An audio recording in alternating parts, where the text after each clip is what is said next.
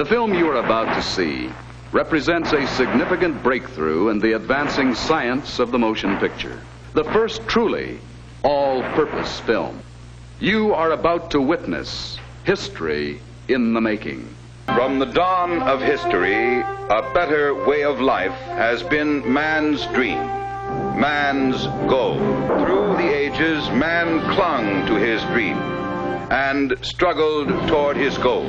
Man has described himself in many ways. But if we concentrate on man in relation to his control over his environment, no description is more apt than the description of man as a tool-making animal. Meet Mr. Archimedes of ancient Greece.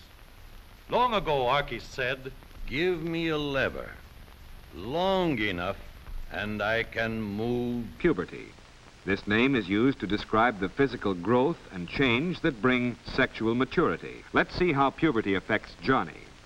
You see, it's often the things that are done without thinking that get young people into trouble. There's a good old-fashioned word for people like this. We call them suckers. May I present Mrs. Anderson and her son, Bill. They, too, have come to watch to see if the people actually display Suckers. And in the short history of mankind, the majority of the tools which man has made can be thought of as an extension of his muscle power. However, in the mid-1940s of the 20th century, a different kind of tool was invented. A tool for extending certain of the powers of man's mind. the familiar can opener. It is the fast, reliable, and tireless performance of a variety of arithmetic and logical operations that gives The familiar can opener. its great utility and power. John, Yes, Mary? John, what's happening to us? I think we both know, Mary. It's just that we seem to be drifting apart. I'm sorry, Mary.